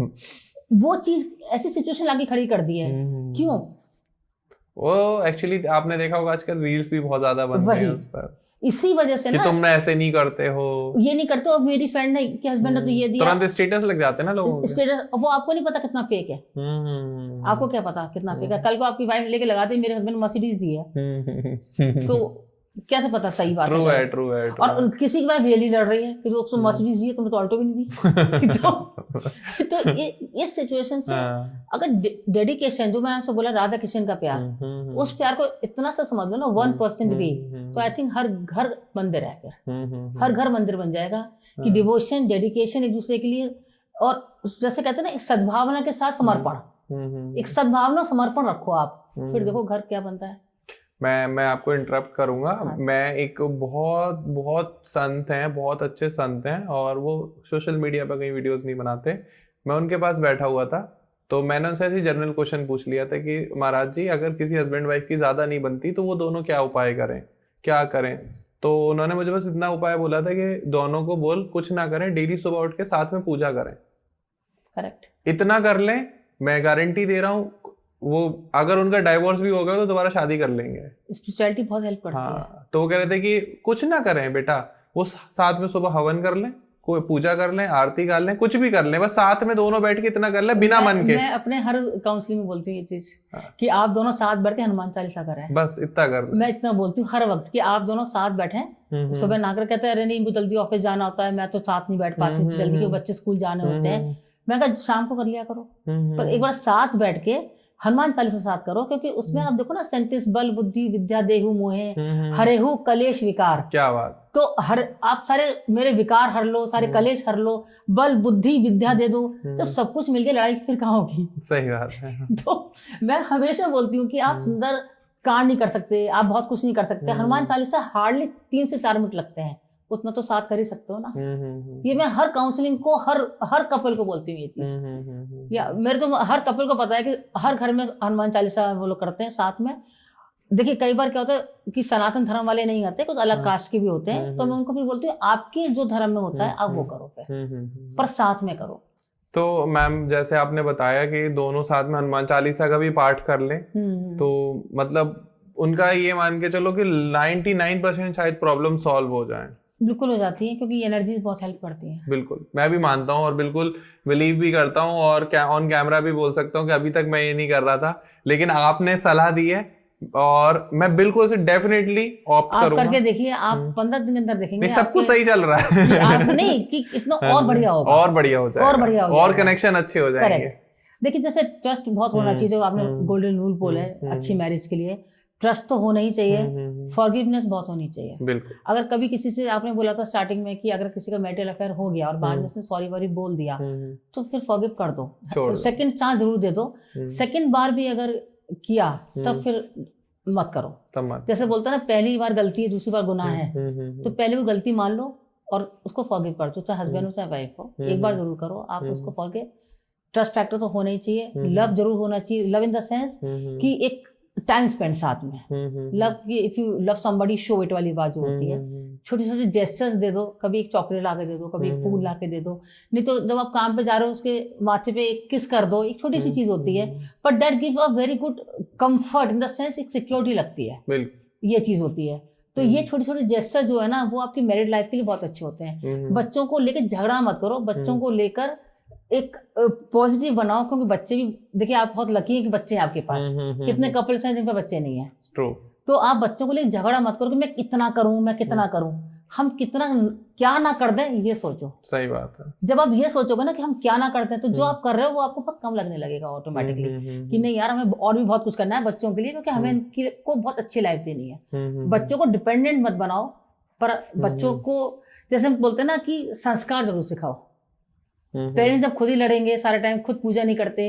I seen so many couples कि हम ज्यादा भगवान में बिलीव नहीं करते। देखो आप बिलीव करो ना करो, एग्जिस्टेंस उनकी है ही। सही बात। आप बिलीव नहीं करोगे थोड़ा उनकी एग्जिस्टेंस चली जाएगी। सही बात। तो एग्जिस्टेंस उनकी है और उस एनर्जी को आप देखना शुरू करो। उस तभी तो देखिए हमारे हिंदुओं में क्या होता है, अग्नि के फेरे लगाए जाते हैं और उसके तुरंत बाद एक दूसरे का अटैचमेंट आ जाता है। अगर आपने कभी भी नोटिस किया होगा तो कितनी भी आपकी लव मैरिज हुई, आपने बोला मेरी लव मैरिज हुई नहीं, मेरे अग्नि के फेरे भी हुए हैं।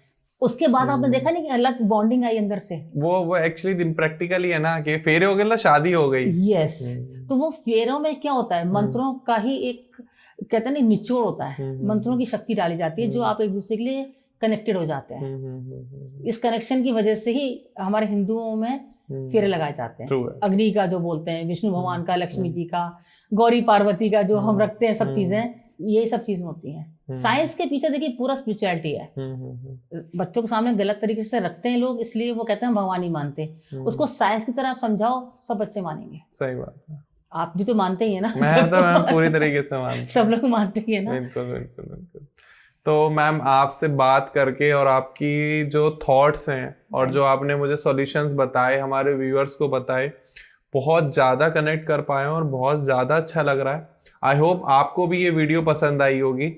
और अगर आपकी मैरिज में कोई इश्यूज चल रहे हैं या आप शादी करने वाले हैं और अपनी कंपेटेबिलिटी चेक कराना चाहते हैं तो मैम से आप अभी कांटेक्ट कर सकते हैं। स्क्रीन पर आपको मैम का नंबर आ रहा होगा, साथ में डिस्क्रिप्शन में भी मैम के contact detail, email address and address पूरा कंप्लीट है। आप वहां जाके मैम से डायरेक्ट कांटेक्ट कर सकते हैं। प्रोफेशनल काउंसलर है।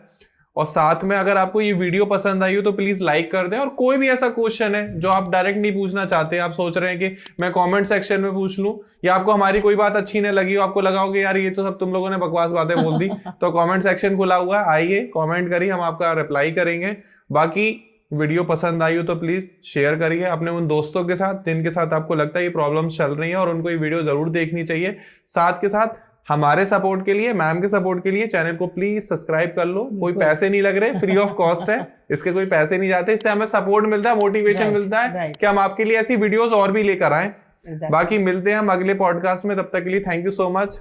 Thank you so much ma'am आने के लिए। Thank you so much for inviting. Okay, thank you ma'am.